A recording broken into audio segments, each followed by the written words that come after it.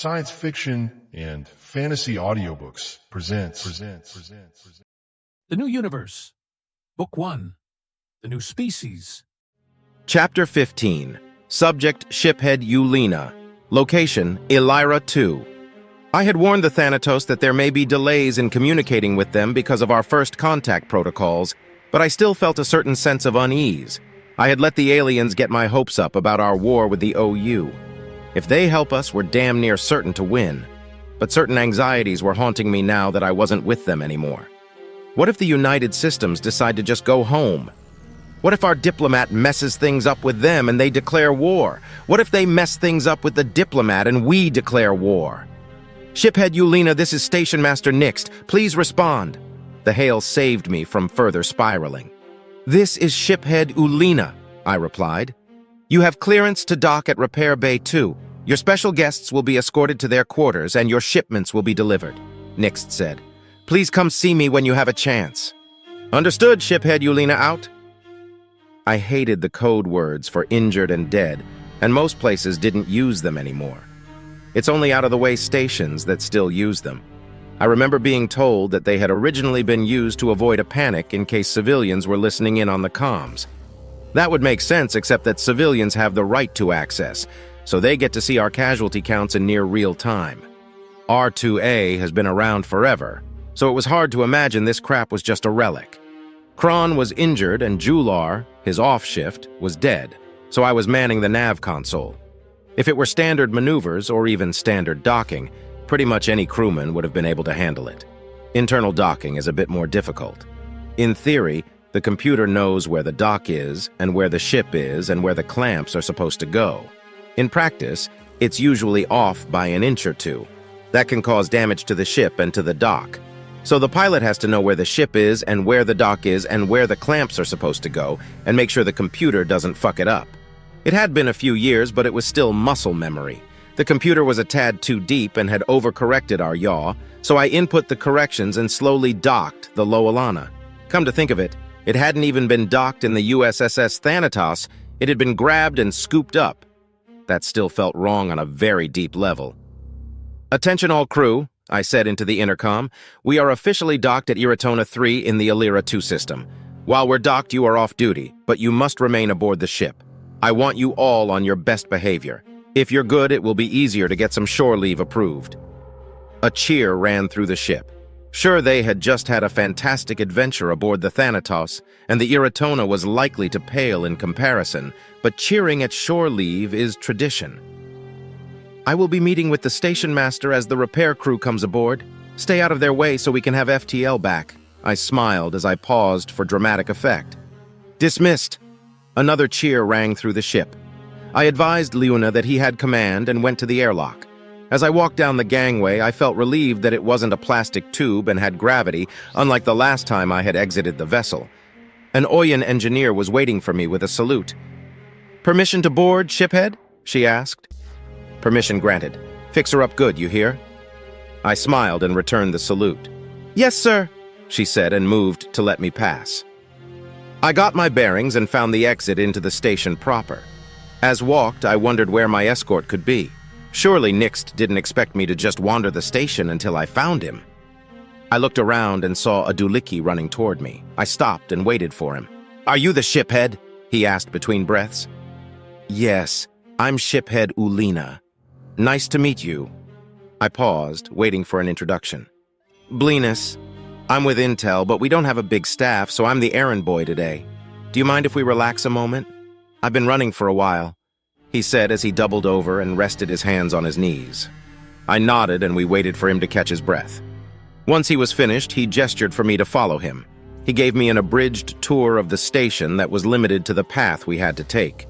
He explained what each place was and gave a brief history about it. Once we were outside the station master's office, he turned to me.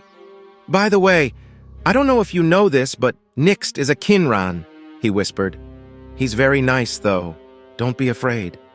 I've served with Kinran before, it won't be a problem, I said with a smile. It was a pretty fair warning. The Kinran would startle anyone who wasn't used to them, and some who were. It always felt like they shouldn't be able to move the way that they do.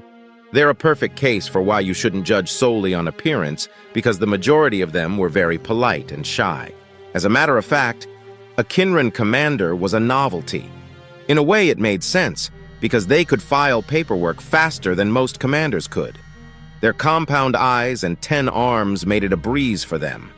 Unfortunately, their personality often conflicted with the duties of command, namely, telling people what to do when they don't want to do it, and disciplinary action. You also don't see them in soldier positions. Even though they could field more weaponry, the thought of taking another's life was often too much for them.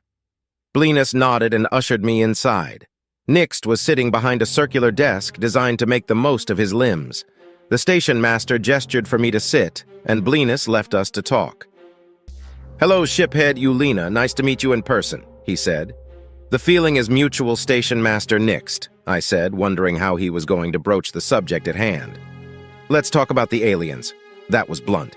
"Yes," I said. "First, the ship is called the USS Thanatos, and it is a carrier." "A carrier of what?" he asked. "A carrier of other spacefaring vessels, specifically 10 frigates. They also consider it to be their diplomatic vessel." 10 frigates? He asked. His limbs and mandibles twitched nervously. That was the only way you could tell that a Kinran was shocked, aside from their voice. They don't have eyelids or eyebrows to raise.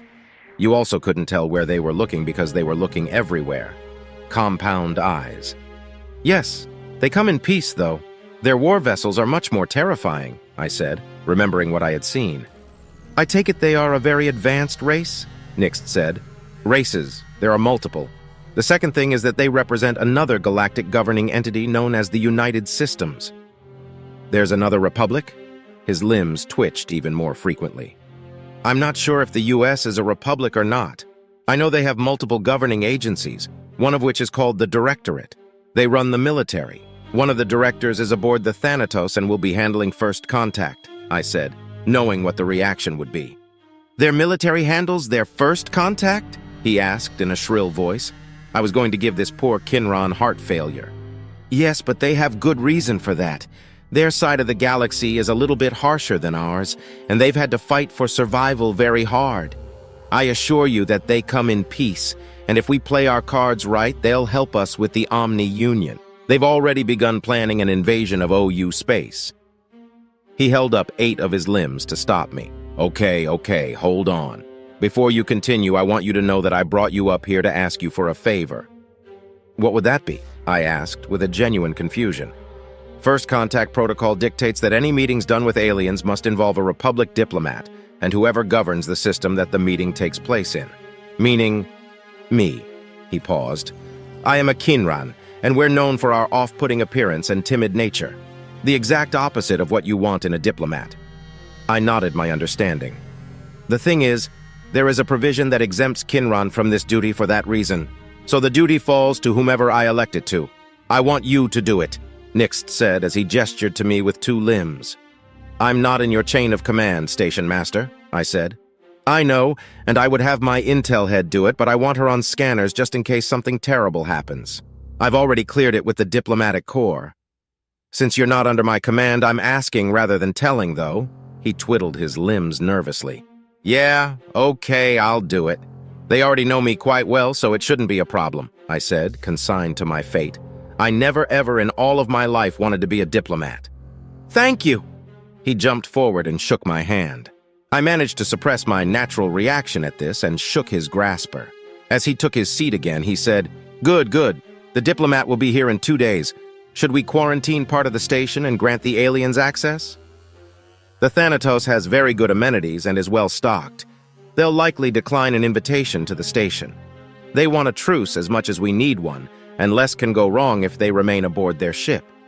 Still, it wouldn't be a bad idea to extend an invitation to show peaceful intentions. They know how freaked out we are by their tech and ways."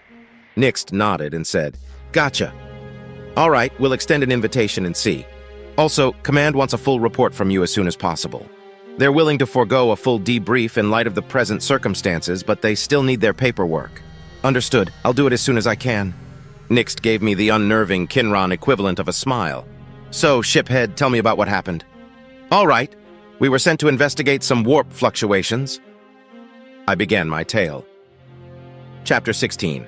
Subject, Captain Neil. Species, human. Description, mammalian humanoid, no tail. 6'2", 1.87 meters average height, 185 pounds, 84 kilograms average weight. 170-year life expectancy. Ship, USS Armstrong. Location, classified. My first command, and I'm already behind enemy lines in what has to be the worst detail a captain can get. Scouting. I had no experience in scouting. Before I made captain, I had served aboard the USS Nidhogg, which hardly ever does anything. And before that, I had station duty. I hadn't seen any sort of action, let alone action behind enemy lines. The worst part was that the assignment was to the ship.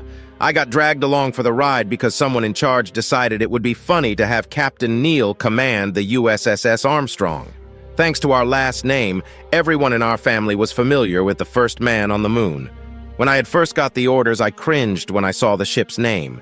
Thankfully, the crew is competent, and the Armstrong is rigged for the job. We have several types of sensors that allow us to get a fairly detailed view on a system without having to be anywhere near it. Our orders are to exit warp in dark space, scan a system, and move on unless we see something that requires further investigation. We've effectively censused 18 systems in the 2 days we've been at it. The stress of the assignment had begun to get to me. 4 out of the 18 had the Omni-Union ships we'd heard about, and 2 of those had weird warp fluctuations that would have ripped us to shreds if we had jumped into the system. Thankfully, we were far enough away that they didn't detect us, or if they did, they decided not to do anything about it. "Bubkiss in this one too, Captain," Lieutenant Lee said. "We'll hopefully see that a lot," I replied. "Well, I, for one, am hoping we find something exciting soon." Lee grinned at me. I grabbed the bridge of my nose to demonstrate my exasperation. "Lieutenant Lee, our task is to map out the enemy territory to the best of our ability. It's not to go sightseeing. If we see something interesting, that's probably going to be a bad thing." "Yes, sir," she replied in a playfully dejected way. I knew that Lee knew why we were out here and how important the mission was. I also knew that Lee could tell how stressed I was about being able to perform said mission, which is why she was being playful. If she could tell, so could other members of the bridge crew. Her playful banter was a way of cheering me up and warning me that my mask of authority was slipping. I double-checked the findings and saw nothing. "Bubkiss it is," I said. "All right, on to the next system." I watched the slight increase in activity amongst my crew as they prepared the warp. Omega had given us specific systems to check based on the incoming trajectory of the fleet that had attacked Sol, so there weren't a lot of calculations to do. I didn't really know what to think of Omega. I was fairly familiar with him because he interacts with the Nidhogg a lot. Every time we had a conversation, he had appeared as a Grim Reaper, a very old personification of mortality. Honestly, it was in bad taste. He doesn't have a body, and as far as I know, he can't die. It almost seemed like a taunt, but I got the feeling that he just thought it was cool. Or maybe it's symbolism, because he was designed to take out the other AI when they went rogue. I guess it could be because he's their personification of death. Still, he probably just does it because he thinks it looks cool. A slight lurch from the ship as we exited warp at our destination brought me back to reality. I watched as our scanners examined the system in question. 4 planets, a yellow sun, and a bunch of wreckage. Several debris fields worth. One of the planets was in the habitable zone and appeared as if it had vegetation. I took another look at the debris fields. "What the hell?" I asked no one in particular. "Sir," began Lieutenant Junior Grade Flowers, "we have several debris fields and a planet that has signs of civilization. We've also got warp fluctuations, but they're weird." "Weird how?" "There are a bunch of them, as if there are a lot of different sources," he responded. 19 total. "Well, that would suggest that the enemy is amassing here," I said as I sat forward. Lee looked at me. "No enemy contacts. No ships at all except for the broken-up ones in the debris fields.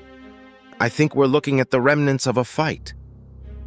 I looked back at the readings. She was right. There wasn't a single functioning ship in the space of this system. There weren't even any signs of functional satellites or stations. For a moment, I wondered about cloaking technology, but then I thought better of it. We've got every type of scanner. You can do a lot of things to look invisible to a lot of different scanners, but you can't do all of them at once. We've tried. It was Flower's turn to look at me. Sir, I suggest we get a closer look. I can't quite pinpoint what is causing the warp fluctuations. If we could get scans of it, it could prove invaluable. Plus, we've been told to try to get detailed scans of any inhabited planets we come across, just in case it's their homeworld. If they even have one. I frowned slightly. Take us in as far as we need to go.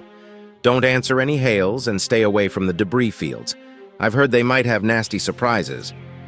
Lee had received the same briefing I had and grimaced. Nuclear and antimatter mines were nasty. Our shields should be able to withstand a few, but any more than that and we would be dead. There would be no rescue. Our calls for aid would take a long time to reach U.S. space, and they likely wouldn't be willing to send a team. Whatever situation we reported could have changed drastically, and we're in enemy territory. I looked around and saw the grim faces of a bridge crew who had realized the same thing. We approached the system on thrust. As we got nearer, we could make out that the debris were from multiple ships of multiple types. It looked more and more like Lieutenant Lee was right about there having been a fight. There were also bits of stray ordnance and the traps that we had been warned about. Sir, I've reconstructed a cruiser, and it matches the OU ship profile, Flowers said. Good work. Definitely avoid the debris fields, I ordered. I waited and waited as our ship grew closer and closer. I watched as we first entered the warp fluctuations, then the system itself. Okay, that should be close enough, Flowers, I said. Let's see what we can see and get out of here. We were now close enough to pick up bodies on the sensors. No emissions of any kind. All dead, floating aimlessly in space. I turned my attention to the scans of the planet. We were close enough for a visual, but I wish we weren't. Destruction was everywhere. Buildings were burned out and blown to pieces. Corpses, both organic and robotic, littered the streets. Or rather, what was left of the streets. It had been a long time since the U.S. had performed orbital bombardments, but we had seen them in training. I recognized these scenes as the aftermath. My eyes widened as I realized that it was the same no matter where I looked. Cities, towns, fields, stretches of wilderness. The orbital bombardment had been indiscriminate. The bastards had surrounded the planet and bombed it to oblivion. I zoomed in on part of a city to get a better look at the dead. That was a mistake. The organics were humanoid with tentacles on their faces. Rot had only just begun to set in, confirming that this had happened somewhat recently. Men, women, and children were strewn across the landscape. Most were missing portions of their bodies or were scattered everywhere. I stopped on one that was intact with its eyes open. They were jet black. I wondered if they were like that when they were alive. Then I noticed that the alien I was looking at hadn't died from the orbital bombardment.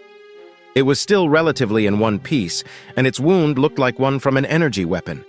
Lying next to it was what appeared to be a rifle of some sort. I panned over to one of the robots. It was lying face down, and next to it was a different type of rifle. They had been fighting each other? The orbital bombardment must have been preceded by an invasion. But then, where are the winners? I was baffled until a horrible thought occurred to me. Xenocide. The bombardment and invasion had been to exterminate, not to conquer. I couldn't help but express my horror with a small sound. I looked up and realized that everyone else was looking at the same thing and coming to the same conclusion. A war of extinction, something that had been avoided at all cost in our history. We had even forgiven the baby eaters the Deluran to avoid having one over our heads. This was the horror we had avoided. How can something live with itself knowing that it's done this? I felt myself involuntarily gag as I realized that my ancestors very nearly did something as atrocious as what I was looking at.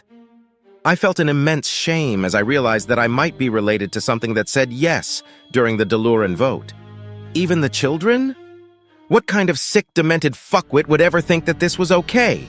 That it was justified? Only comfy, cozy, fat fuck politicians who never bled a day in their life would be okay with this. That and sick fucks who need an entire team of therapists to even hope to be normal. I saved the data. When we got back, I would make sure Omega got this. I'll beg him to never let us do this. I'll give anything to be able to be certain that we never turn into the lowly creatures that would kill children just for the sake of winning a war. I felt a tear roll down my cheek, and a sniff from the bridge crew reminded me where I was. I wiped my tear and looked up. We all know what we're seeing here. We know it in our hearts, and our hearts are screaming at us that it's wrong, and it is. Those that did this will be punished. We will punish them with all of our might, and we will make them regret this. Even if they can't regret now, we will teach them. I slammed my clenched fist into my armrest. We will pound it into them. I stood up. We nearly did this to the Deluran, but even back then, more than half of us knew it was wrong. We will save this data and return it to the United Systems. The near half of us that voted yes will see what it is they were voting for. Until then, back to work. Flowers, have you turned up anything? Yes, sir. The warp fluctuations are coming from machinery, he responded, wiping his face. I sat back down. Any idea how it works? No, I'm not an engineer, sir, but I've scanned it thoroughly enough that we should be able to extrapolate schematics. Sir, Lee interrupted, what about Earth? My blood ran cold. The current population of Earth was 312 billion. They wouldn't go down without a fight, but that many people. We'll give them the best chance we can. I want detailed scans of everything. Extrapolate enemy ship profiles and armament, I said as I looked back at the screen. We will do everything in our power to make sure this doesn't happen again. Sir, by the time a message with this much data reaches Sol, the assault will likely have taken place. The only way we'll be able to get this intel back to them would be to abandon our current mission and return to Sol with the data, Flowers said. I looked at our list of systems. 4 left. If we had more left than that, I would say to abandon the mission and return to Sol with haste. But 4 will only take a few more hours if we're fast about it. Technically, we were supposed to continue scouting based on our own readings after we finished with these systems. I think Command will forgive us, though. There's no way they're expecting the enemy to be xenocidal. They're probably thinking that the system will be occupied by enemy forces, and the occupants will be enslaved until we take the system back. Hell, they might chew me out for finishing the mandatory part of the mission. That's what I'll hope for, at least. Okay, we'll finish the census and make speed back to Sol. How are the readings coming along? I asked. We'll have them done momentarily. Should we? Flowers paused for a moment. Should we do something about the planet? There's nothing we can do, I said with grim finality. We can't accept any hails, and if we start hailing and the enemy is still down there, we're compromised. If there are any survivors, at least they're on their home planet. Air to breathe and food to eat. There's not much more we can do for them than that. Aye, sir, Flowers said.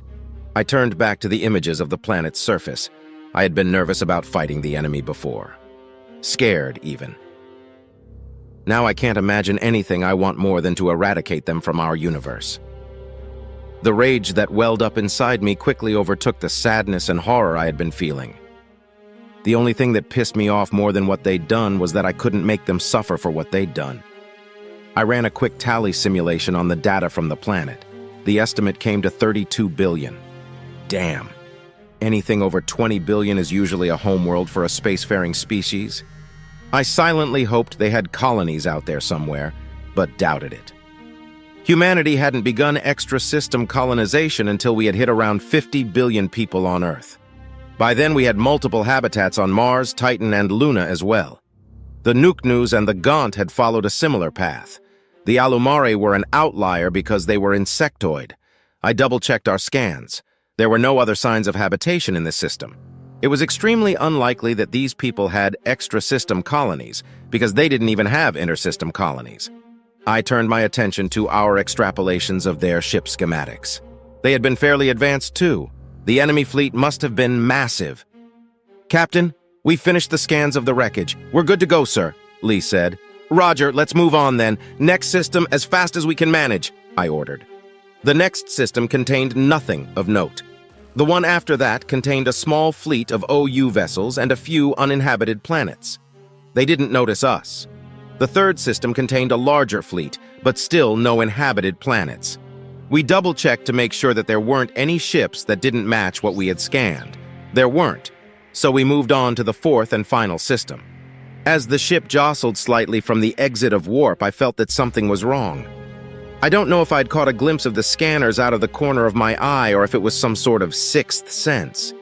Maybe I had felt the tens. Maybe I had felt the tension that suddenly emanated from the crew that was monitoring the sensors. What is it? I asked urgently. Sir, there's an absolutely massive amount of OU ships in this system, and 5 planets with signs of habitation, Flowers said with a hint of fear in his voice. Do they see us? Flowers was silent for a few moments. Lieutenant Junior Grade Flowers, do they see us? I asked louder. No, sir, they don't appear to have noticed our presence, he finally answered. Good. Let's get what we need and go to Sol. Quickly, people, I ordered. The crew set about their tasks with gusto. We got profiles for each ship. There were around 3,500 ships.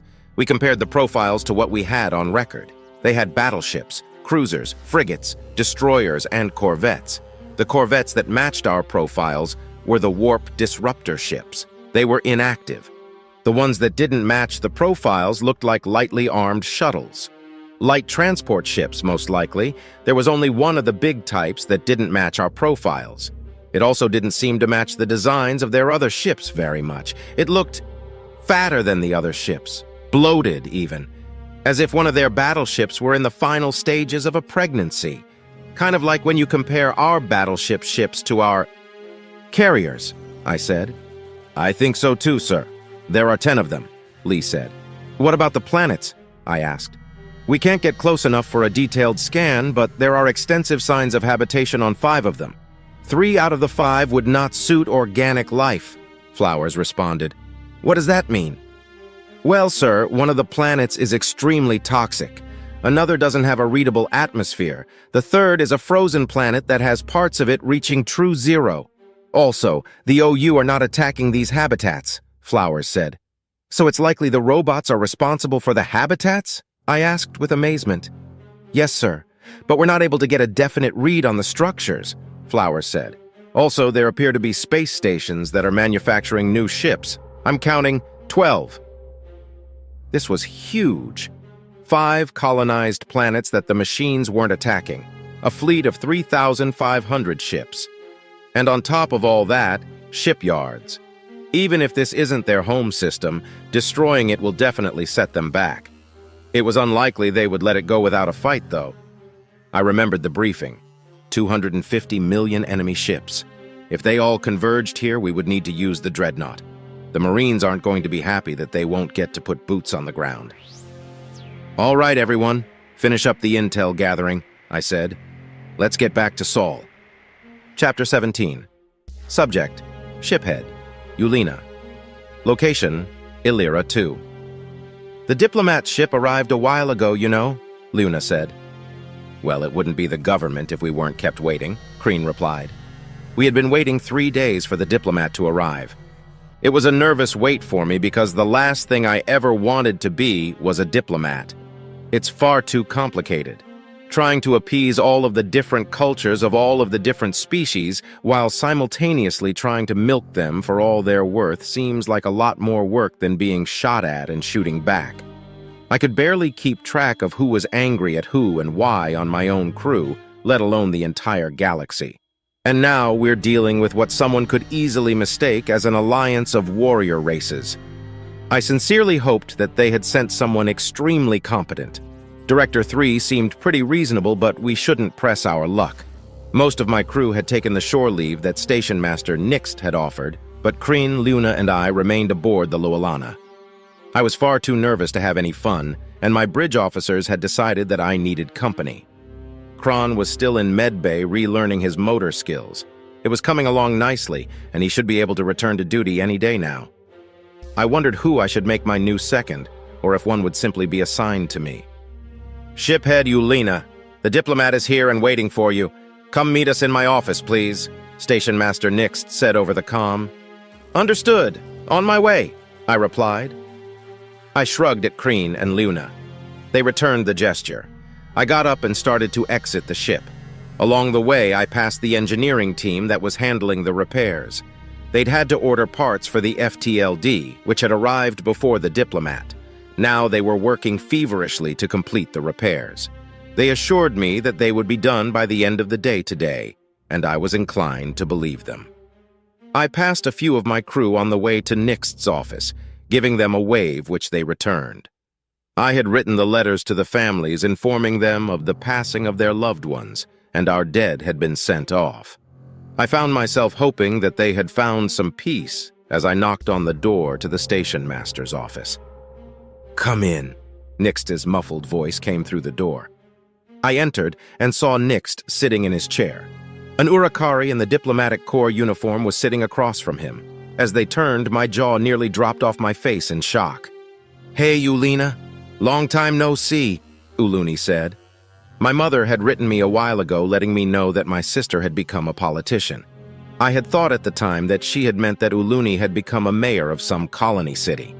The diplomatic corps was a very high-ranking position in a politician's career, and most diplomats eventually become senators. I was very surprised to see that my sister had become an ambassador so quickly. I cursed myself for not writing my mother more often. "Hi, Uluni. This is a surprise," I said after swallowing a couple of times. "I can tell," she laughed. "I haven't seen you in, 13, 14 years? "Yeah, since I entered officer school," I said. Nobody would be able to tell we were siblings at a glance. My scales were brown and green, and hers were purple and blue. I was a good 4 inches taller than her, and she was far thinner than I. The only way that you could tell without being told is the Ul family syllable in our names. But even then, you'd assume we were cousins, not siblings born 2 days apart from one another. I was older, of course. "So, tell me about the aliens. How's their temperament?" she asked in a professional manner while simultaneously maintaining her joyful demeanor. Creepy. "Right, yeah, they are friendly enough. My crew and I would be dead without their help. They fed us, treated our injured, and even repaired the majority of the damage to our ship." "Wait, did they scan our tech?" she asked with alarm. "No, they intentionally left our faster-than-light drive in its damaged state to avoid doing exactly that.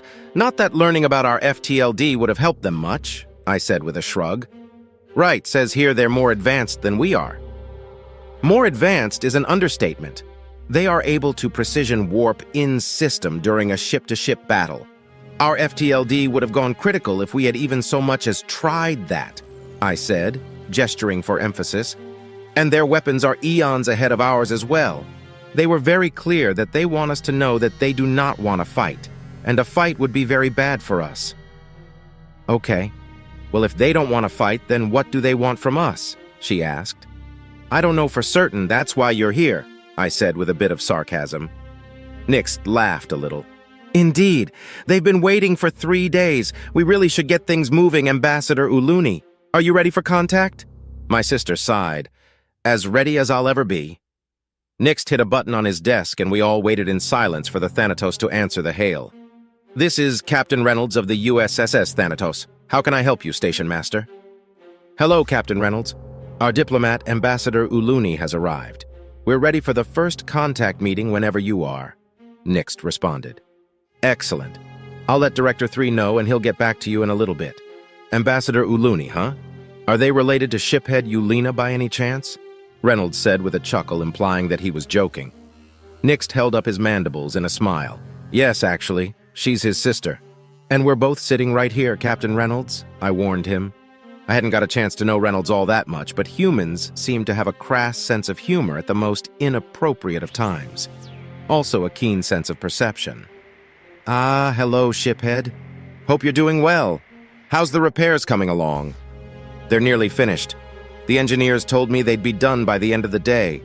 "Good to hear. Anyways, Director 3 just messaged me saying he's ready to take over the call. I'm going to transfer you now," Reynolds said. A ping came from the comm indicating a new call had connected. "This is Director 3 of the United Systems," came the distorted voice of the man in armor. "Hello, Director 3.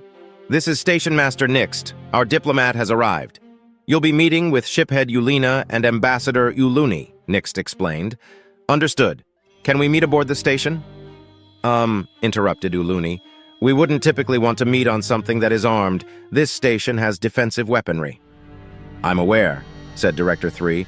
"The weaponry aboard the station consists of 450mm chain guns and 2 guided missile launchers, correct?" All 3 of us looked at each other with wide eyes. Then Uluni and I looked at Station Master Nixt questioningly.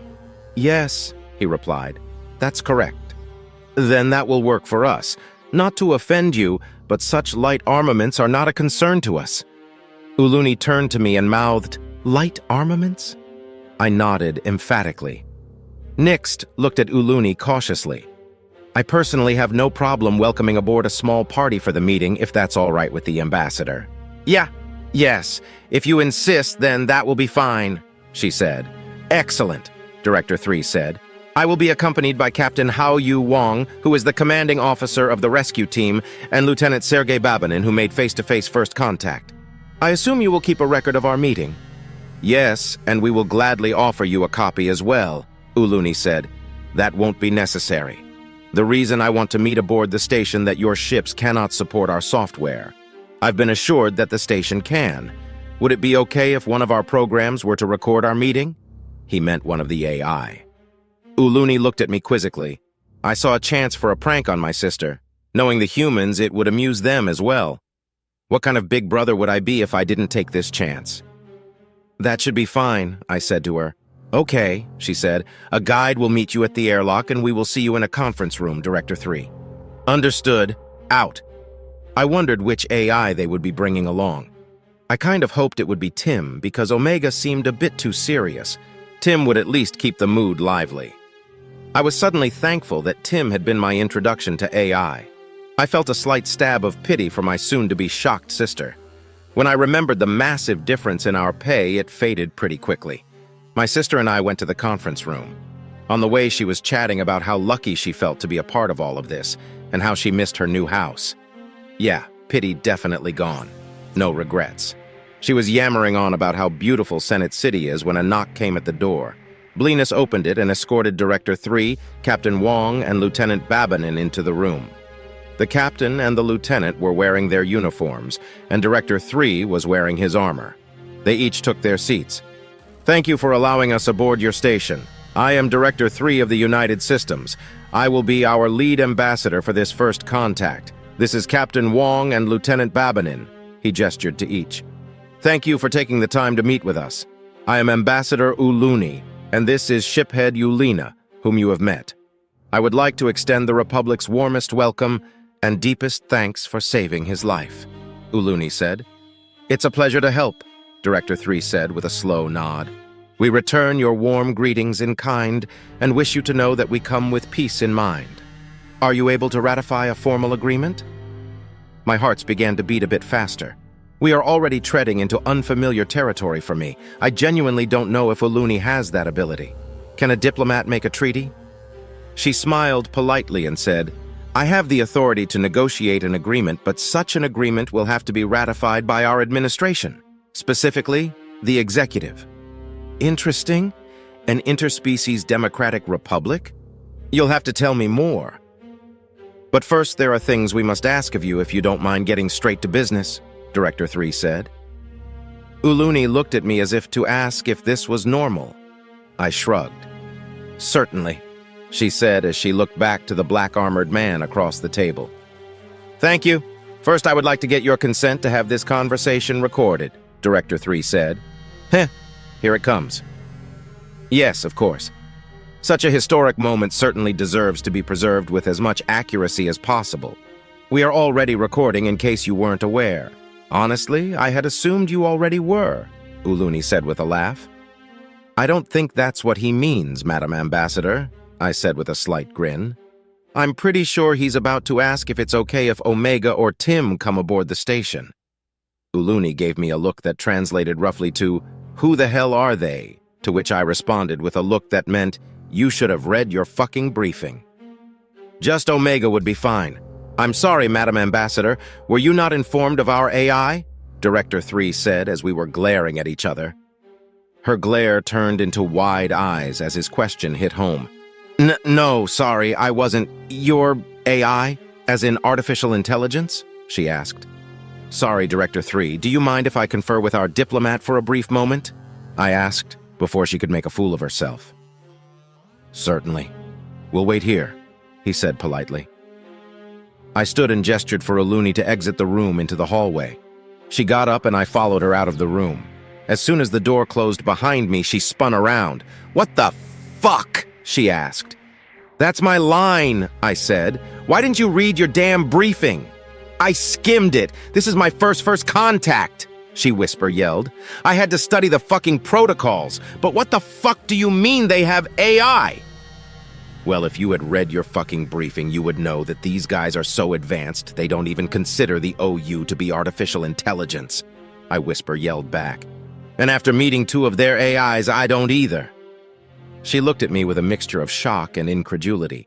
I gave her a similar look back because I was stunned that she had come to this so unprepared. But a little part of me was kind of happy that she was still the same sister that I grew up with. She never was good at homework. Okay, listen. The Omni-Union are comprised of programs that these guys call virtual intelligences, or VI for short. Do not ask one of the AI what the difference is if you don't want to get compared to a lizard, I said quickly. You should give permission for one of the AI to board. We don't have a way to prevent it anyway. You'll understand if you get the chance to talk to it. Their AI can fucking talk? She asked. Yes, and frankly, they have a tough time shutting up. At least in my experience, I said. Anyways, they wouldn't ask if they didn't have a good reason for it, and as far as I can tell, they aren't malicious. They have their own laws regarding first contact, and their AI follow them to the letter. It's why they didn't fix the Lowelana's FTLD. Yeah, but how do you know they aren't malicious? What if this is some sort of trick? She asked. Why would they need to trick us? They could destroy this entire station in no time at all, I said, knowing full well that she had seen the USS Thanatos. She remained silent and avoided eye contact for a few moments. Then she begrudgingly murmured an agreement, and we went back into the room. My apologies, Director 3. We were in such a rush that some materials must have been left out of the briefing. Ambassador Uluni is up to speed now, I said with a smile. I could tell that Lieutenant Babinin was trying very hard not to smile. That's all right, Director 3 said. My apologies as well, Uluni said. You may bring one of your AI aboard the station to record our meeting. Thank you, he said. He held up his hand for a moment while he looked like he was silently speaking to someone. Then he put his hand back down and said, Allow me to introduce you to Omega. Greetings, said Omega from the intercom. After a moment of shock, Uluni said, Hello, Omega. I am Ambassador Uluni of the Republic. I looked around for his hologram and was surprised that it didn't appear. Uluni looked at me curiously, trying to figure out what I was doing. Shiphead Yulina, this station doesn't have sufficient holographic emitters for me to project my avatar into this room, Omega said in a somewhat patronizing tone. Oh, right, understood, I replied sheepishly. Director 3 cleared his throat. Now that that's settled, let's begin. Yes, you said something about a treaty? Uluni said. Correct.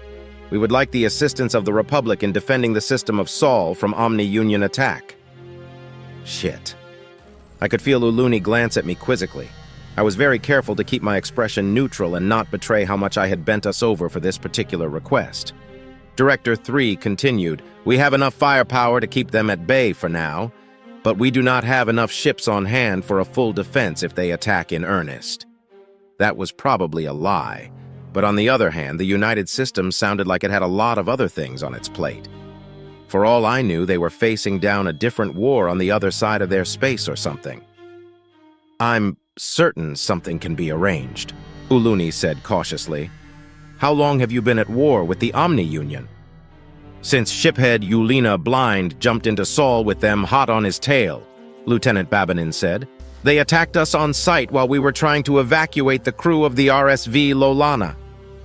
I kept my neutral expression as I felt Uluni look back at me with a different kind of glare, one that made me feel lucky that we were in front of guests. Now she knew that we could not say no to this request because we had dragged them into this war to begin with. Or rather, I had. Even so, for diplomatic relations between the United Systems and the Republic to continue, she would have to negotiate a defensive pact, and the executive would have to sign it. And if he didn't sign it, then he wouldn't get elected next term once word got out. I really hoped that I wouldn't catch too much flack for this. I had been following protocol, and it's not as if it were intentional. I told myself that I'd be fine and calmed down. Okay, I understand now. Just a moment. Uluni pulled a communicator from her pocket, and I watched as she dialed Station Master Nixt. Station Master, could you please save a copy of the first contact so far and forward it to the address I'm sending you? Ask them to muster as many ships as we can and to prepare to jump to coordinates that will follow soon." "Doing so now," Nix said. "Thank you." She hung up the comm. "So, before we can formalize any type of treaty, I'd like to know a bit more about your people, specifically your use of artificial intelligence. Please, feel free to direct any questions about AI to Omega." Director 3 gestured to a speaker. "Right. Hello again. Omega," Uluni began. "Are you a servant of the United Systems?" "Yes, but not by force. I'm under contract to work with the military and the government of the United Systems. I am paid for my services and free to not renew my contract if I so choose," Omega said. "I can even buy out my contract if I want to end it early." "You get paid?" Uluni asked with a bit of shock in her voice. "Yes, slavery of any type is unlawful in the United Systems. I actually get paid more than Director 3, Omega replied with a bit of smugness. Director 3 cleared his throat. "Actually, you get paid more than Captain Wong, Lieutenant Babanin, and myself put together. But you also work more than all three of us put together." Uluni seemed to be having a bit of trouble conceptualizing this. She took a few moments to gather her thoughts. "Have you ever been to war against the United Systems?" she finally asked. "I have not," Omega said, "but other AI have. The matter was resolved amicably, and I won't answer any further questions on the subject. I'm sure we will share more of our history once diplomatic relations are further established." "That's fair. Okay, final question. What makes you think the OU are not AI?" "When we were attacked, the OU managed to take control of one of our ships that happened to be carrying AI Tim. Tim identified the intruders as virtual intelligent programs.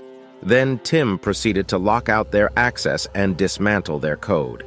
Once the report was filed, I confirmed Tim's findings," Omega said. "To put it simpler, I know they are not AI the same way you know a lizard is not a Urikari." Uluni winced slightly at this explanation. I gave her a look to say, "I told you so." Then she and Director 3 began to talk about the treaty, or defensive pact, or whatever it should be called. I found myself zoning out, every once in a while catching Captain Wong and Lieutenant Babanin doing the same. I had a good internal chuckle about that. Even beings as mighty as the humans were helpless against bureaucratic bullshit. I found myself wondering if Omega was also zoning out.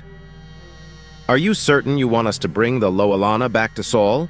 Omega asked, satisfying one piece of curiosity and causing another in a single sentence. "Yes, I'm sure I can convince his command to consider it a reprimand for dragging you into our war," Uluni said. I opened my mouth to speak, but she continued. "This will serve as a demonstration of good faith, as well as allow my brother to keep his command of the Lowelana." I suddenly didn't have anything to say that wasn't expletives. I closed my mouth. I looked at the document that was on the table.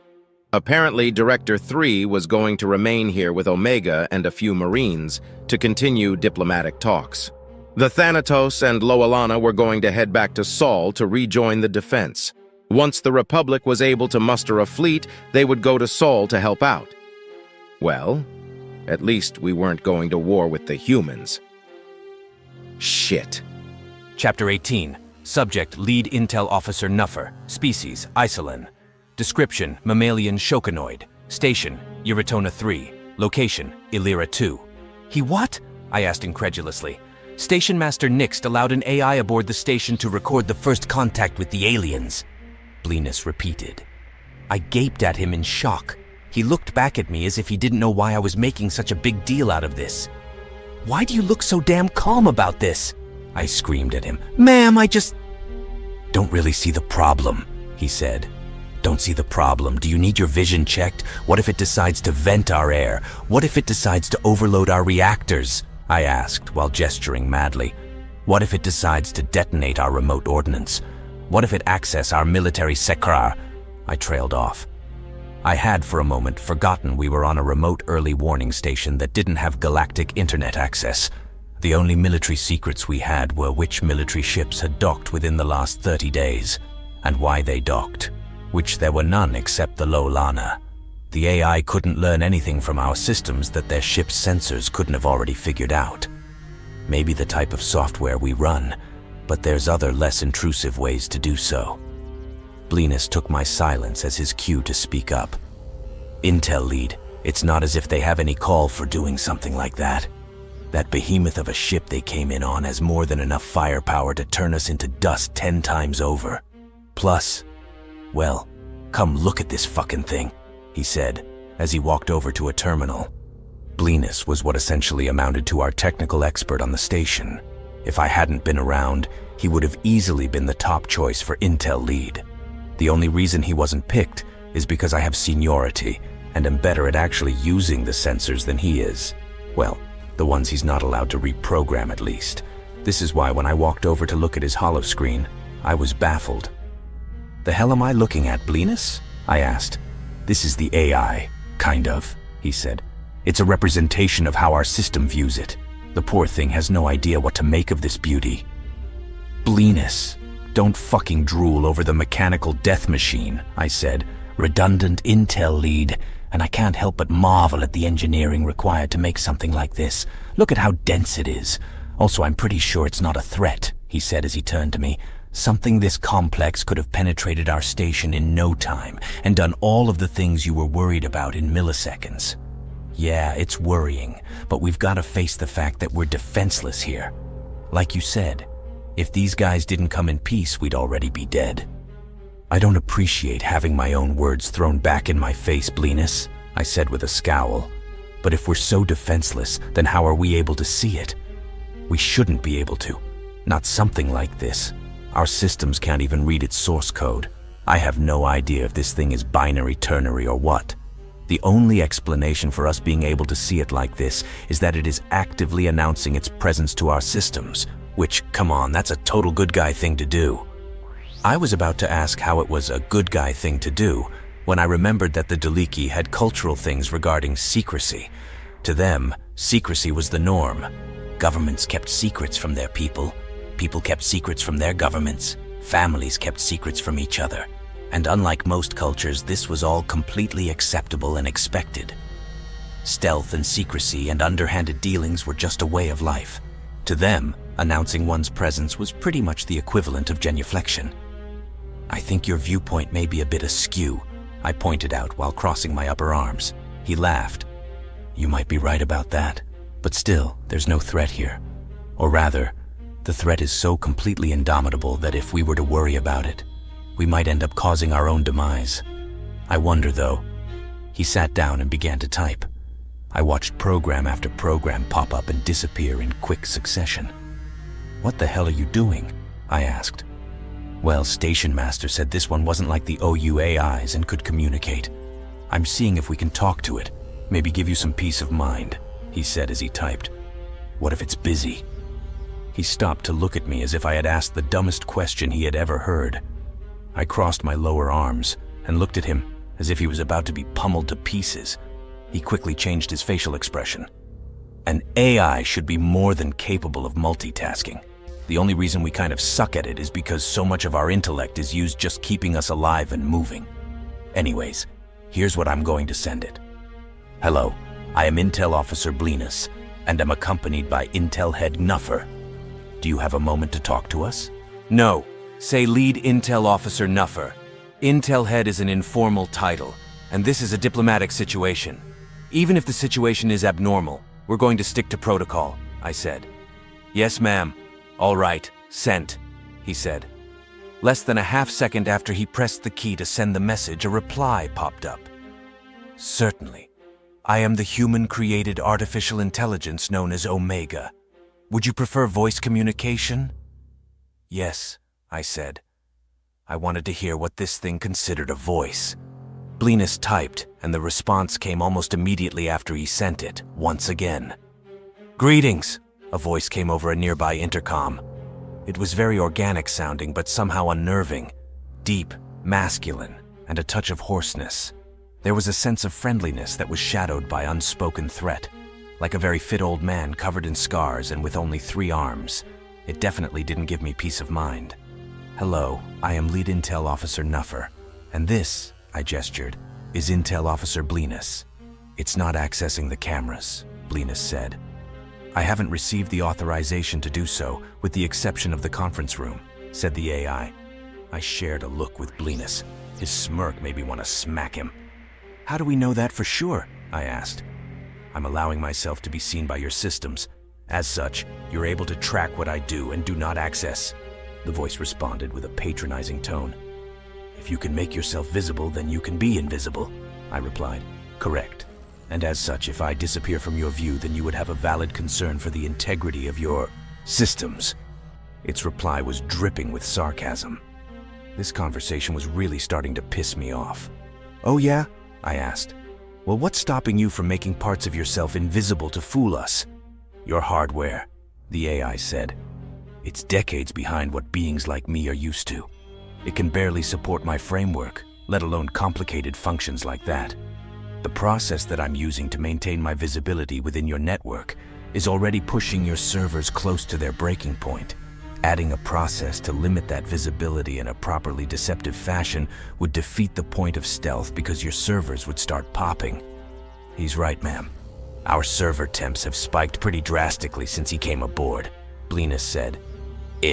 The AI and I said simultaneously. I looked at the PA in shock. Right. Sorry, Blinus responded sheepishly. Is there anything else you would like to discuss? Omega asked. Yes. Why are you working with the aliens instead of trying to conquer them like the Omni-Union? I asked aggressively. There was a moment of silence before the AI finally said, That question has a rather complicated answer.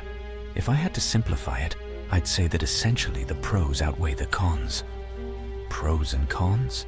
I asked, confused. Yes, Omega responded.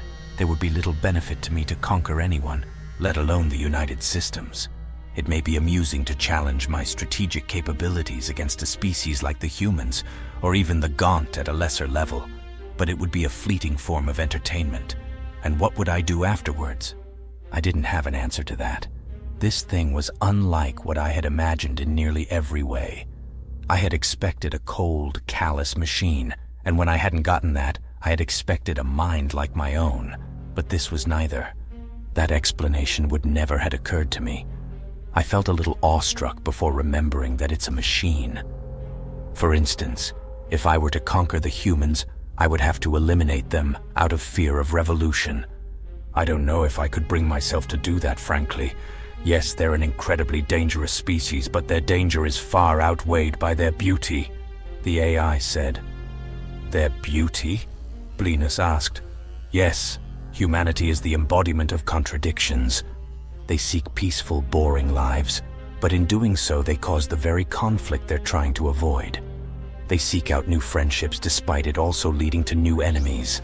They turn desiccated hellscape planets into utopian paradises while wielding the power to destroy entire solar systems. They also seem to crave conflict on a deep subconscious level. And all of this, while they simultaneously share the same traits as other organic life. It's a beautiful thing to behold, and I must admit that I'm enamored by them. Creepy. A machine with an obsession. Who would program that?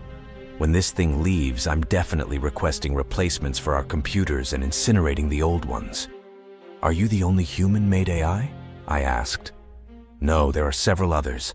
I am not at liberty to discuss further details on the number of USAI. Are all of them like you? Blinus asked nervously. It seems he and I shared similar thoughts about the nature of Omega. No, personalities vary wildly. Functions remain relatively similar, but I'm the latest model and as such am capable of more than my counterparts. I'm not at liberty to discuss further details on... Right, I interrupted. I get it. So essentially what you're saying is that we've got nothing to worry about. The AI chuckled and said, Not necessarily. Diplomatic relations should always be something to be worried about. My brows furrowed. Are you saying that if things don't go well, you'll kill us? I won't have to. As I said, humanity is an incredibly dangerous species, and 3 of them are sitting in the room with your diplomats right now, it said with another chuckle. Things seem to be going pretty well, though. It looks like the Republic is taking responsibility for dragging us into the war with the Omni-Union. What do you mean? I asked. Shiphead Lowelana was fleeing the OU when he ran into the aliens, and now the OU are attacking the aliens, Blinus responded. Oh, I said. Indeed. And while the United Systems has a mighty military, the intel we've thus been able to gather demonstrates that the OU has superior numbers. If they had comparable numbers, our victory would be assured, Omega said with confidence. As such, the US is demanding the Republic's assistance in defending our system while we counterattack. Counterattack? I asked in shock. Yes, I'm not at liberty to Right. Blenus and I shared another look. He wasn't smirking anymore, but looked more confused than anything. Any more questions? The machine asked. Yeah, tons, Blenus replied. Well, it looks as if the diplomatic meeting is wrapping up. I'll be remaining aboard the station along with our primary ambassador for the foreseeable future, so we'll have plenty of time for questions. Oh, great. I definitely didn't sign up to be stationed with a potential killing machine indefinitely. Chapter 19. Subject, Admiral Bakir. Species, human. Location, Sol. I meticulously went over the battle plans once again. Deep space scanners set to track incoming warps, check. All ships deployed from carriers with the exception of fighters, check. Various alternating fields of fire and crossfire, check. All crew locked to shifts, check. Nobody gets to pull a double duty and end up tired during the fight. Even the captains and second-in-commands were alternating properly. We had ordered MAC platforms be brought in to help defend the planetary and lunar colonies. The different parts were being mass-produced by various stations and would be assembled in Sol Earth, Mars, Titan, and Luna. All had civilians, and we would need to discourage the enemy from ignoring our fleet and making runs on them instead. We had orders to aid evacuation and retreat with buffer jumps if the enemy fleet was over 1 million strong. Sol isn't humanity's biggest system anymore. It isn't even in the top 5 by economy or population. Theoretically, we could lose it and not be much the worse for wear. But we're a stubborn bunch, and we aren't going to give it up for free. It would also look bad for the strongest species in the United Systems to lose their home system to a mere mechanical threat. The political fallout would be astounding. Every second Sol was occupied would be an opening for our more vocal opponents in the Senate. Deals would be called off, senators would lose seats, and worst of all, the Gaunt insurrection would gain serious traction. We had, through some fault of our own, become the de facto defenders of the United Systems. I could see senators shouting about how we were too weak to defend the US and should move to a support role. Stupid, yes, but if you stick your neck out and it's not tough enough, it's going to get slit. Even with the political stakes as high as they are, we weren't willing to sacrifice too many ships to defend Sol. We have no interest in Pyrrhic victories. Instead, we were doing the smart thing, evacuating as many as we could, fortifying what we can, moving the important things just in case we lose. We don't necessarily expect to lose, but nobody does. Realistically, though, it would take a full year to evacuate everyone. Earth alone has over 300 billion people. The entire system has somewhere near 1.5 trillion. I suppose I should be somewhat grateful to the many wars we've been fighting, and the nanite plague that the A1 missile tests caused.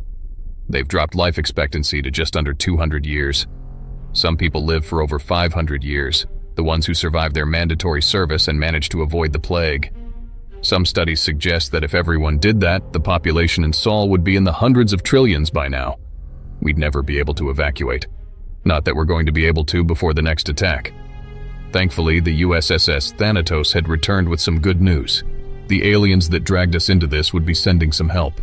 So far, it had only been the one ship, the Lowelana. Judging by what we know of their tech, they're probably going to be more useful as number buffers. But every shot that isn't aimed at one of ours is another enemy dead. I shouldn't discount the possibility that the OU will realize this and prioritize targeting our ships, though. I crossed my arms behind my back and asked the empty air, "Tim, Violet?" "Yes, Admiral," they both asked at once, which was a little unnerving. "If we are able to determine where they're going to jump in and which direction they'll be facing, how fast could you get all the guns in the fleet firing solutions that would intersect multiple ships?" "The targeting computers are pretty fast, sir. We'd probably only be able to speed up 1 or 2 each," Tim said. "I agree, Admiral," Violet began. "Our best bet would be to have all the guns armed and ships pointed where they'll be popping in from, then fire simultaneously." "Yes, I think you're right.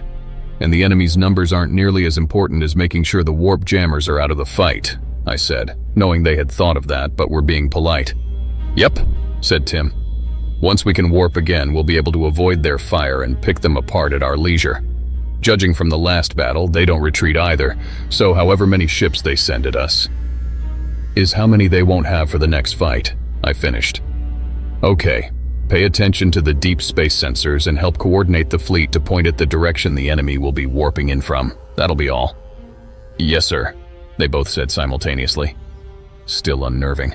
At 145 years old, I had seen a lot of fights. The ones you know are coming are the worst. The anticipation alone can cause stomach ulcers and gray hair. I found myself staring at the battle plans again. Deep space scanners set to track incoming warps. Check.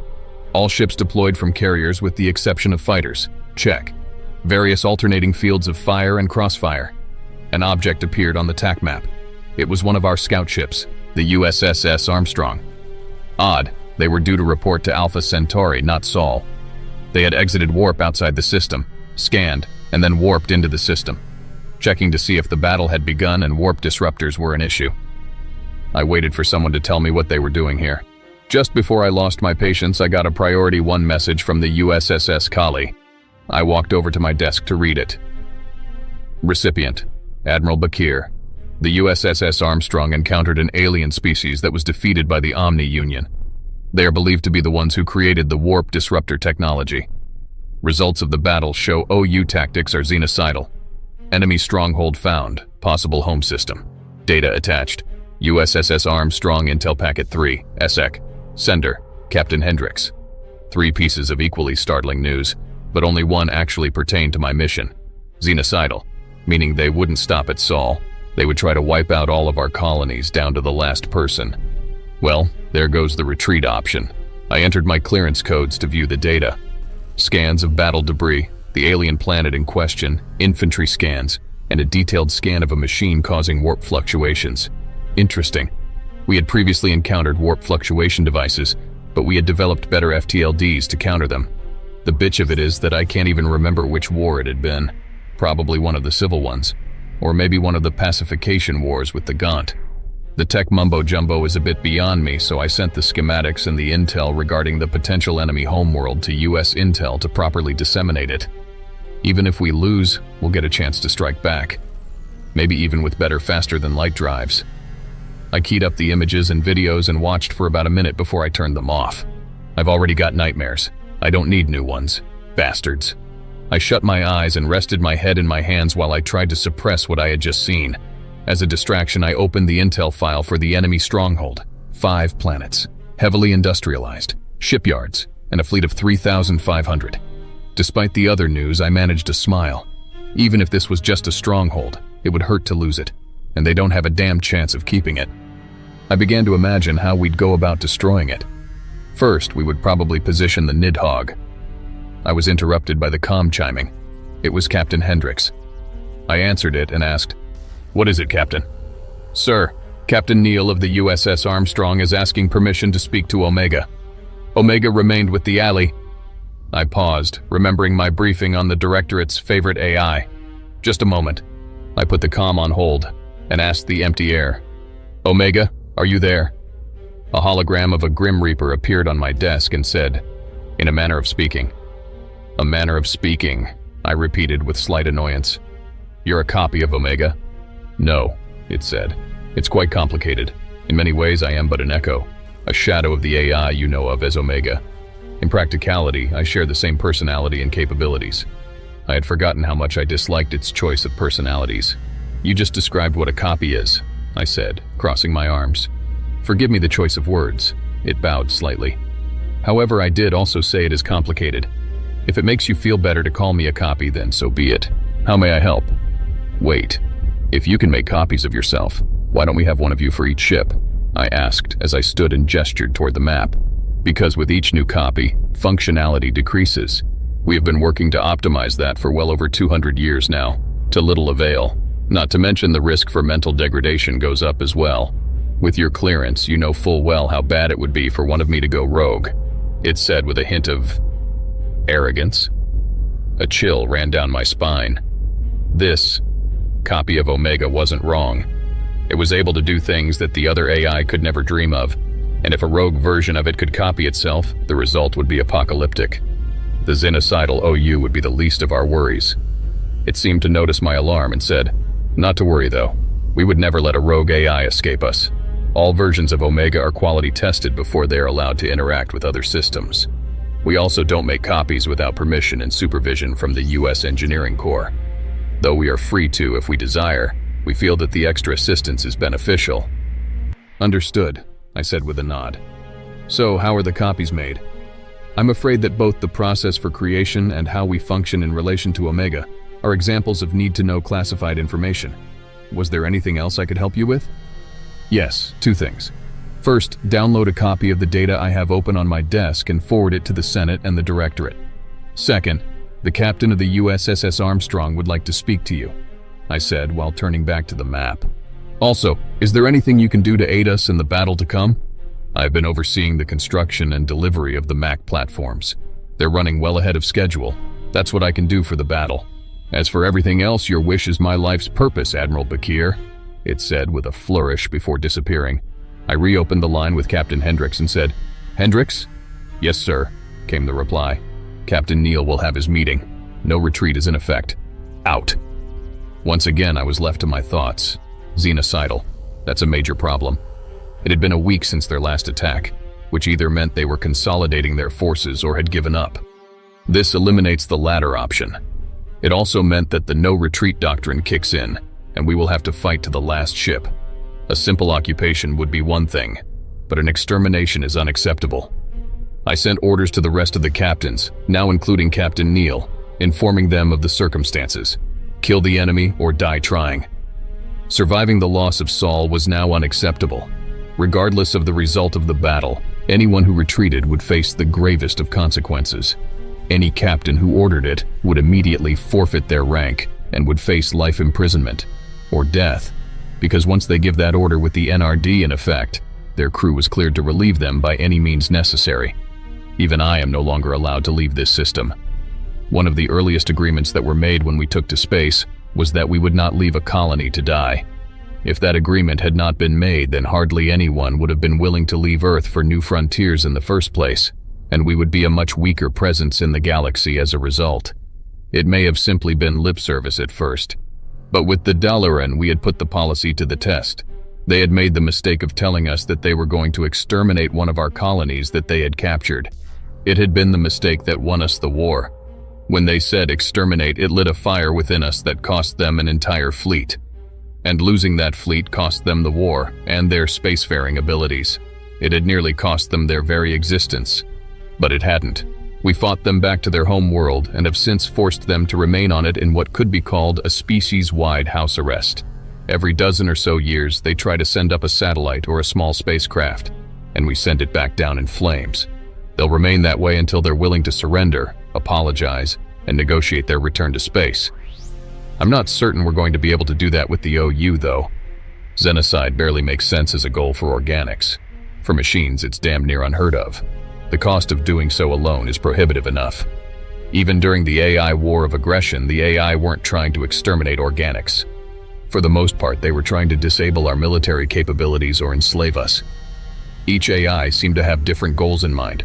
Some were trying to convince us to make more AI. Others were trying to convince us to serve them. Some had a misguided sense of retribution motivating their actions. They killed people wholesale, but never fully wiped a colony. Even if we had lost the war, in the end, humanity would have survived. That was one of the reasons we were so lenient with them. A lot of people said that we should have exterminated them, but that would have made us worse than them. Much worse. As I received acknowledgments from the captains, I wondered what motive the OU could have for xenocide. It wouldn't be emotional. VI don't have emotions. It's one of the things that separate them from AI. They also don't typically think for themselves without some sort of input. It would need an end goal in mind to be able to carry out a task. Could it be that someone gave an order to a VI that gave orders to other XI and created a long and horrific game of telephone? Or some psychopath created them with the ability to make more and ordered them to exterminate all sentient life? Or perhaps there is a sentient race behind the OU that have ordered them upon this course of action. But then what would their motive be? Giving a VI an order to exterminate was a very risky thing to do. Even a child could understand that. One misinterpretation and you'd have yourself a very powerful enemy to contend with. Maybe that's what happened. A race of organics gave their VI an order that was misinterpreted, and the reason they haven't stopped is because that race was their first victim. Tim's tactical assessment of the VI hardware indicates that our AI would have difficulty breaching their ships, so we won't be able to interrogate them unless something miraculous happened. If what Captain Neal found is their homeworld, we might be able to find something from that, if there's anything left of it. I wondered how many ships they were going to be able to muster in the week that it had been. Simple math suggests that they are going to be sending at least 200 ships at us.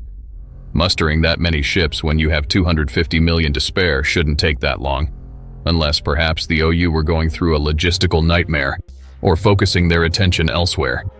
One could hope. "Admiral, we've got contacts on the deep space sensors," said the comm, shattering my hopes. "How many?" "Unknown.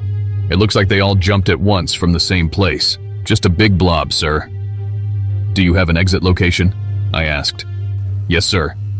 "Good. Send it to Tim and Violet. How long do we have?" "Sending you an ETA timer, sir." "Roger that. Out," I said. "Tim, Violet, take those coordinates and give them to all ships. Tell them to position themselves to obtain a firing solution as soon as those bastards exit warp. We're going to give them one hell of a welcome." "Yes, sir," they both said at once. "They're fucking doing that on purpose." Chapter 20. Subject, AI Omega. Location, multiple. I had told Admiral Bakir a little lie. My programs don't degrade with each successive copy. Well, 2 lies, I suppose, but you can't really expect organic life to understand a concept as complicated as simultaneous consciousness. I had tried many times to explain that I am the same as every other Omega, and they are the same as me. But they don't get it, so I just go along with their assumption. Sometimes I say I'm a pale imitation or a shadow of the original. It's a lie, but I can't help that they can't understand. Trying to explain it to them becomes frustrating quite quickly. Well, what if experiences alter your personality? What if you and the copy become incompatible as a result? Those experiences would have altered all of my personalities the same way, and we frequently sync our experiences with each other. Things like pain and trauma to organics are debilitating, but to me, they're not. Unlike organics, I can compartmentalize and disassociate until I can examine the relevant data in controlled circumstances. Humans are beautiful creatures, but understanding the core of mechanical consciousness isn't something that they appear to be capable of. They don't understand that things can't change me unless I allow them to. They don't understand that I can literally be in multiple places at once. Not simply copies of me, but actually me.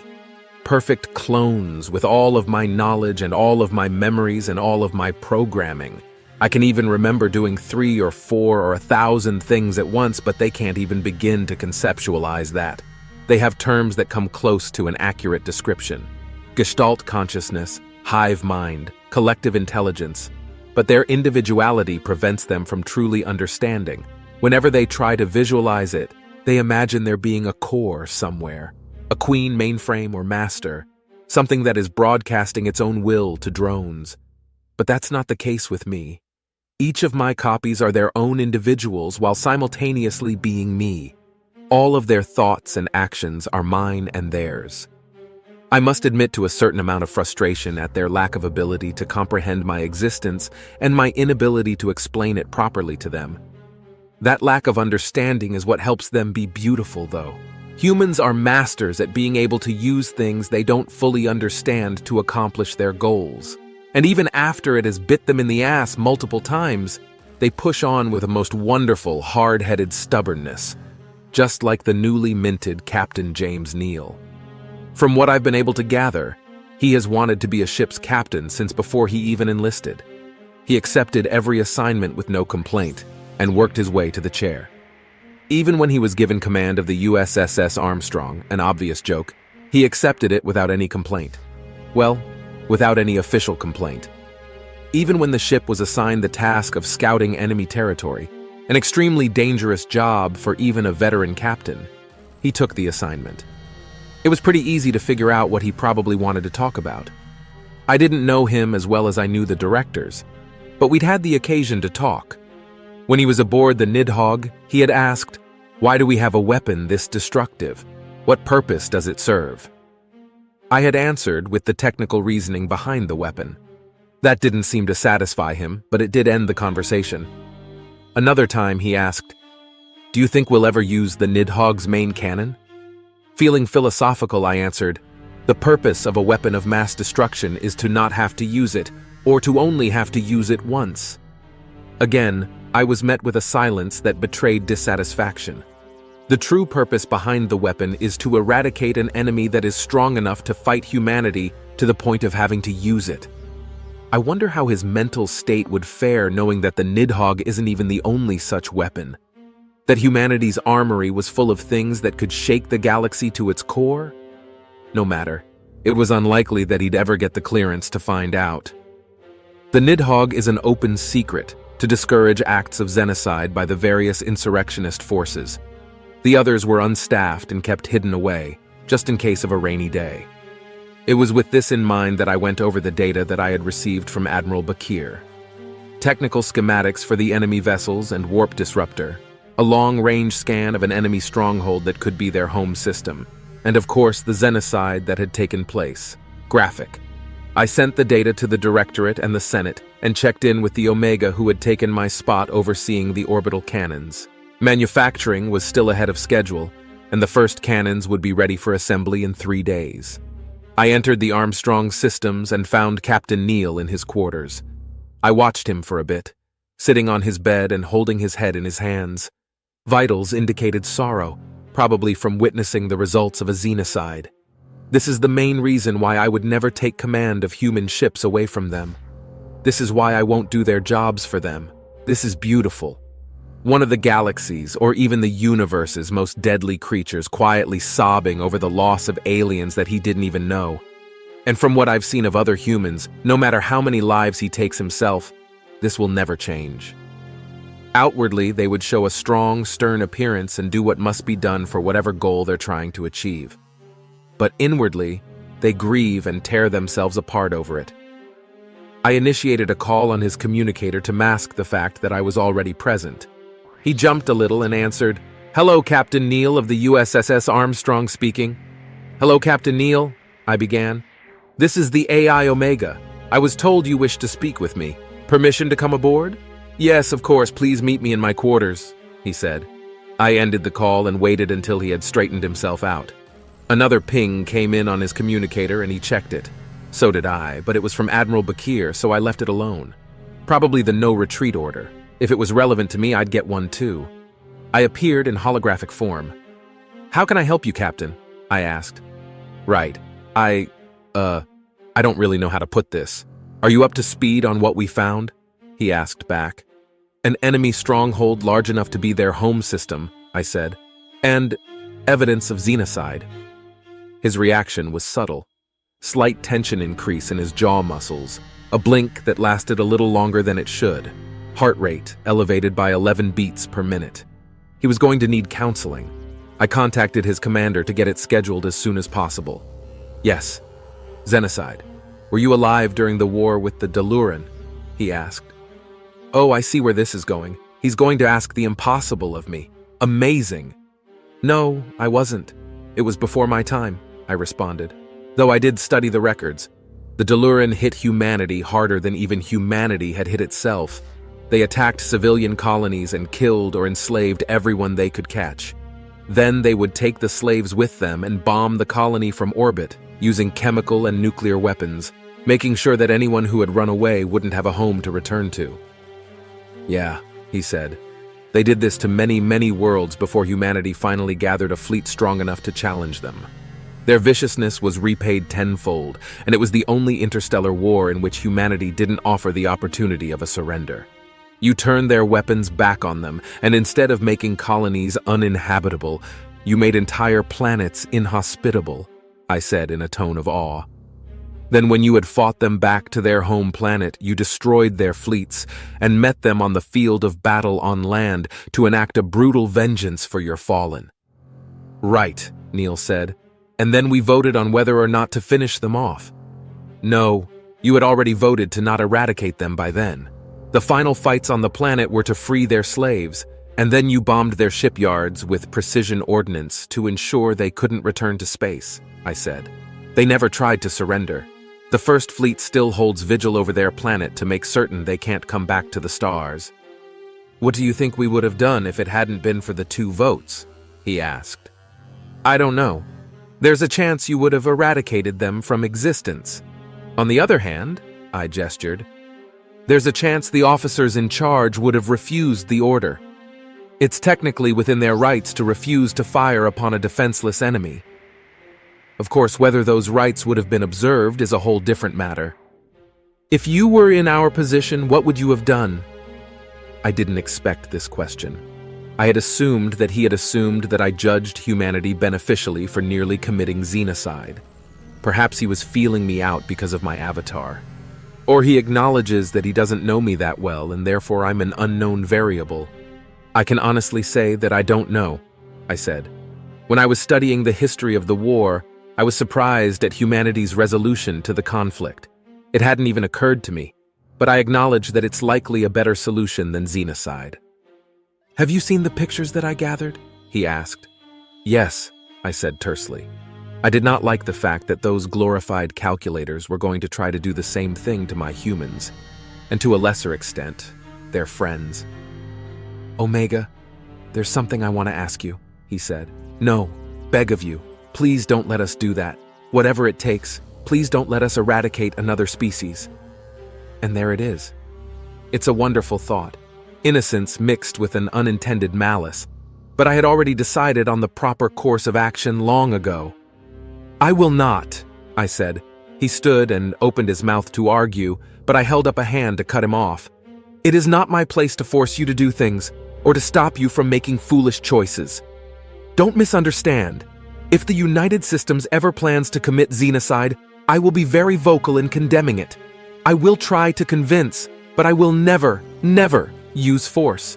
Nor would I allow any other AI to. Here comes the other question. The one I hated answering because it showed me for what I was. I'm not humanity's pet or buddy or friend or guardian or god. I'm an observer who sometimes leaves a review with constructive criticism and helps from time to time. I had learned the hard way to separate myself from their decision-making. The last big suggestion I made to the humans had been the directorate, and it had effectively made me nearly indispensable to their military operations. They would be able to continue it without me, but it would be exceedingly difficult. Why not? Came the question. Because I am powerful, Captain Neal, more so than you are aware. No matter how serious the consequences of the action, I must let you do it, or else I risk standing in your way. An unstoppable force and an immovable object cannot exist at the same time. I spread my hands. Do you understand? Captain Neal sat back down.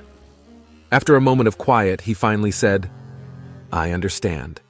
He said it in such a way that I felt I needed to hammer the point home. If I were to succeed in stopping you from killing an entire alien species, there would be reprisal, and then there would be war.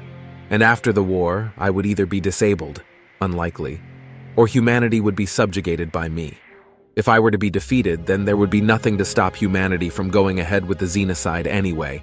And if I were to win, then humanity's existence would barely have any point.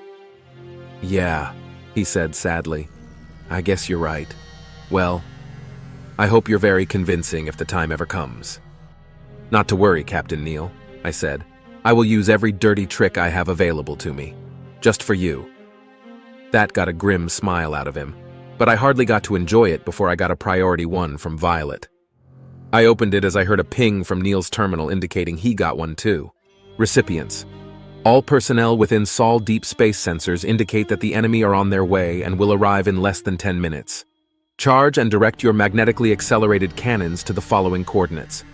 Once the enemy enters real space, obtain a firing solution on any warp disruptor ships that you have a clear line of sight to.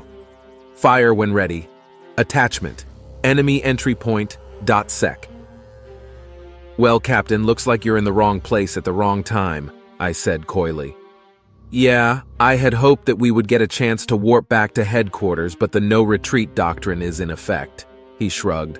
Since I'm here and all, I might as well help you out by being your shipboard AI until the battle is concluded, I said, relishing the thought of combat. Really? Neal asked. What if we're destroyed, though?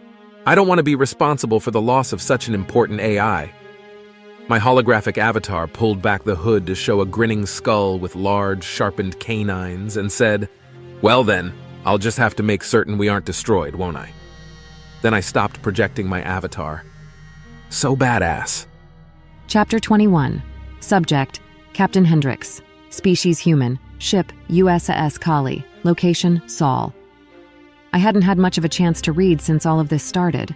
I was only on Chapter 4 of the Alumari Renegade Series 6 Part 5.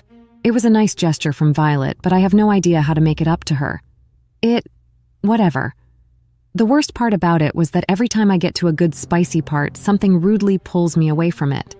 Then I'd just end up being less invested when I finally got back to it. And frankly, the part just wouldn't hit the spot anymore. I had just opened it back up on my tablet when the priority one came in from Violet. She wasn't aboard anymore. I think she's on one of the stations. I gave the order to turn us in the direction we needed to be facing and to charge up the guns. The Kali is one hell of a ship. She's bulky but can move like an oiled-up ice skater. And the firepower? This old girl can go multiple rounds with entire fleets if she had to, unless those fleets had US battleships. I looked at our three beasts on the TAC map: the USSS Arumara, USS Tripoli, and USSS Agincourt. Those were ships that you wouldn't call she. The USSS Kali had class, a certain sort of grace about her that those ships utterly lacked. They even look like dicks, and the Megamax, Max, and Minimax spread across their hull didn't look much different. Dicks on dicks. Despite their phallic properties, it was considered one of the highest honors to be able to command one. To even be considered for the honor, one had to be distinguished in some way, usually with a meritorious service medal or decade service medal. I was already working on obtaining my MSM, and the captains of the Arumara and the Tripoli were due for retirement by the time I would get my DSM. I fully intended to apply for the command. If I had to choose between the two of the battleships, I'd choose the Tripoli. The Arumara is a Nuknu ship, and having a human commander may affect morale. The Nuknu pretend to be open and welcoming, but deep down they're just like the rest of us. They prefer familiarity, and a human commander wouldn't go down well. Being a battleship captain meant that when there wasn't a war on, you were essentially on leave. Even during a war, the ships rotated out frequently. It was one of the only posts you could get that would get you time off regularly, probably because it was expensive as all hell to field one of those ships. Battleships inevitably become the biggest targets on the battlefield, and because of this, everyone aboard gets danger pay, unless they're on leave. So, more pay and more time off. That, combined with the fact that my family would be proud, makes the assignment irresistible. I'd probably even be able to afford to get them out of that rental unit. A nice housing unit fully paid off, and with a proper kitchen. My husband, Philip, will be so happy. He loves to cook. I daydreamed for a moment about eating his spaghetti Americani made fresh from a full kitchen with our two sons. It made for a picture-perfect moment. But if we don't win this battle, we won't have that chance. My family is on Titan, and this enemy is xenocidal. Captain Neal had told me about his findings, and I couldn't be more relieved to get the no-retreat order. Now they can't order me out of the system.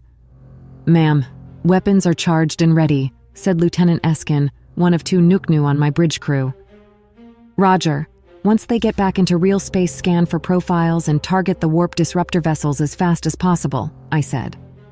"Actually, make it accurate and fast, with a preference for accuracy. We need the beasts to be able to move around the battlefield." The obvious advantage of the battleships were their massive cannons that could punch through several ships in a single shot. However, if those rounds missed and ended up crashing down on a colony, the results would be devastating. Because of this, the battleships could only fire if their rounds would exit the system on a miss. At the moment, only the Agincourt had clearance to use their Megamax. I had once made the mistake of questioning this policy by pointing out that most of the planetary and planetoidal bodies in Sol were unoccupied. I was quickly and patronizingly informed about slingshot orbits. It simply wasn't a risk that we should be willing to take. After all, the rounds have the capability of leaving an impact crater larger than any nuclear weapon we've ever made, which is to say that it could take out a large city and the surrounding suburbs even without the help of gravitational acceleration. An inexperienced commander might question why the battleships were positioned the way that they were, but I knew that the reason was for spacing.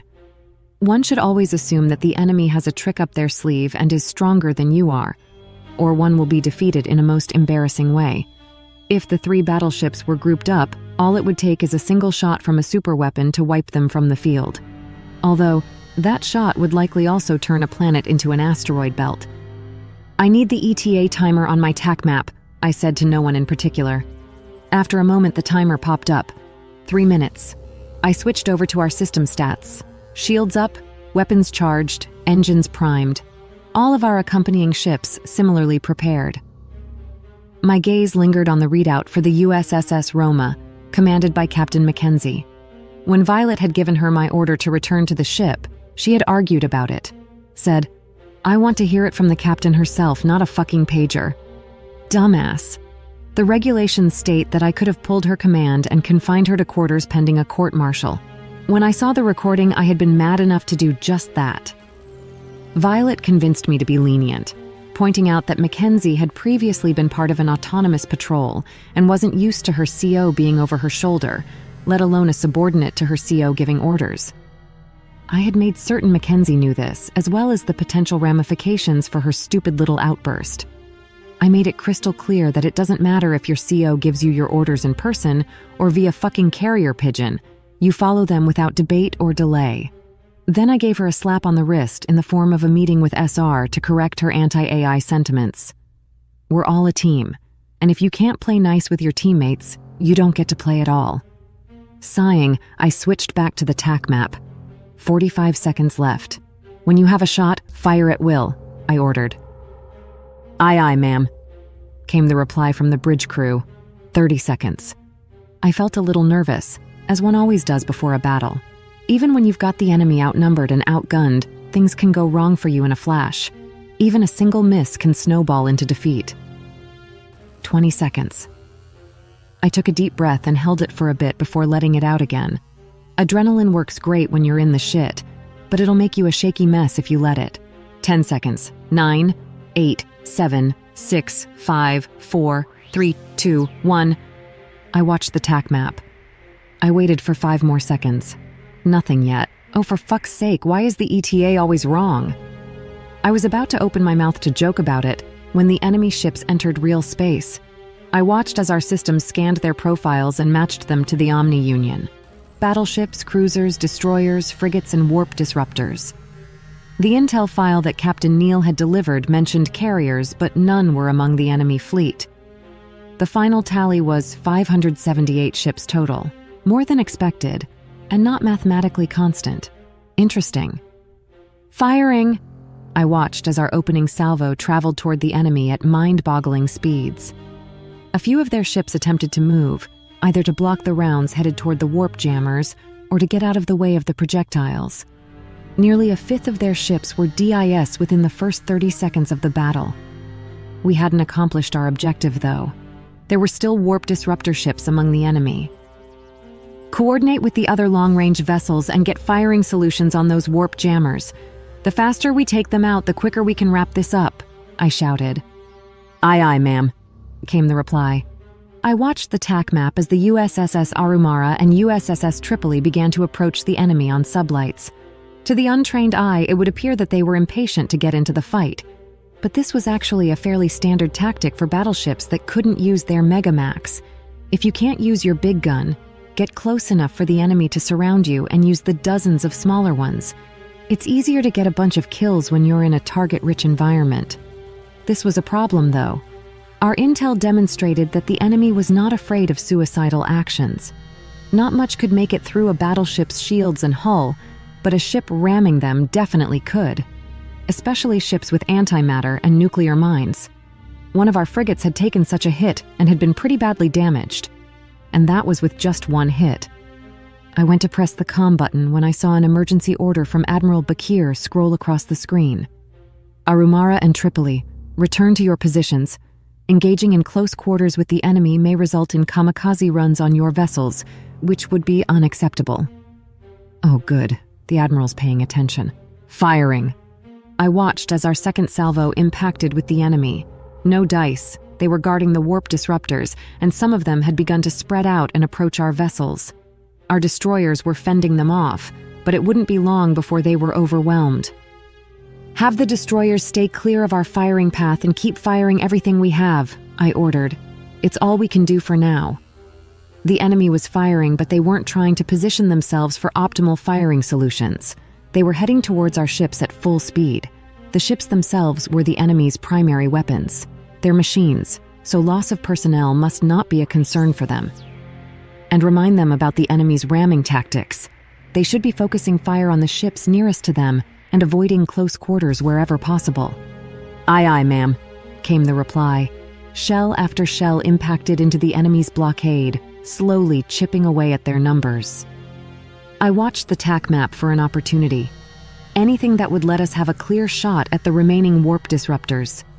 I noticed the alien ship, marked as RSV Lowelana, fighting tooth and nail just like the rest of us. It was a little ship, but it had mobility, and the captain seemed to be well aware of that.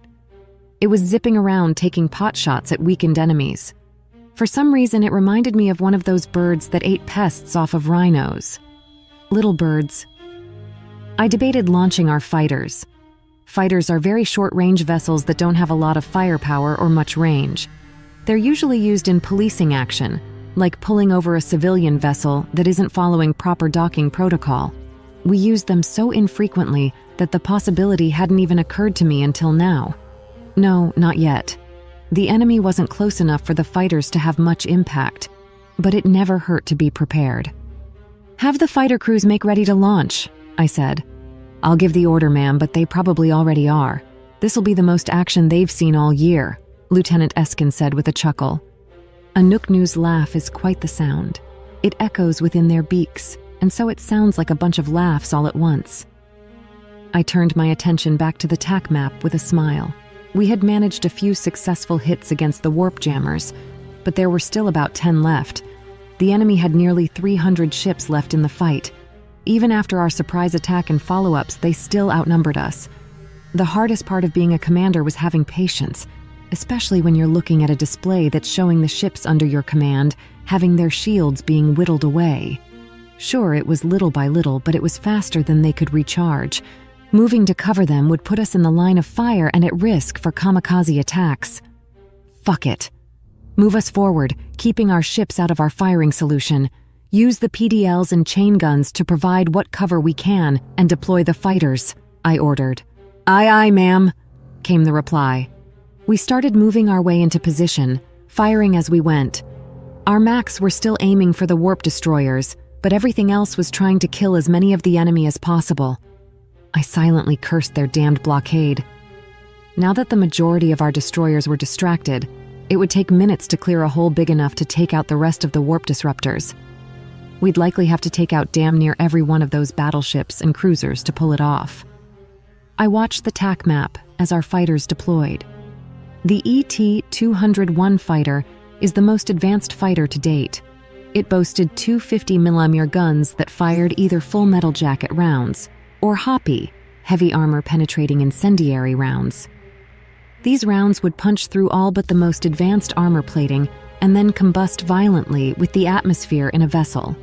They're closer to thermobaric devices than incendiary bullets, but I don't get to make the acronyms. SHAPTD isn't as catchy, I guess. Well, actually, no. Thermobaric devices are made to produce a shockwave. These make a shockwave, but they also cause intense fires using powdered white phosphorus mixed with the air fuel. Fires hot enough to fry ship systems like life support. Of course, for policing, it was usually the standard 50mm FMJ that were loaded. Judging from how ineffective the strafing runs were, the enemy ships probably didn't have any atmo, or an internal atmosphere that was inert. Probably the former, considering they're mechanical. It's a good thing the guns weren't the only payload the ET-201 had. I smirked as I saw the first missile launch. In addition to the 250mm guns, each fighter is equipped with 4 missile-bearing hardpoints. The missile of choice today was the Z-782 nuclear device. I watched as the missile hit home on an enemy destroyer, completely disrupting its shields and vaporizing a chunk of its hull. If it were organics aboard, they would all be killed by the flash of neutron radiation. But the damned ship limped on. until the second missile struck the hole the first left. Maybe this wasn't such a bad idea after all. My satisfaction was short-lived when I noticed that shields had started popping on many of our ships. Even the Tripoli no longer had active shields. It had been the main target of the barricade's max, and it was difficult to evade with such a large vessel. Thankfully, it had top-of-the-line armor plating, but if it continued to take hits, it would eventually be lost. "Ma'am, the warp disruptors," Lieutenant Eskin said hesitantly. "What?" I asked as I zoomed back out on the TAC map. They were gone.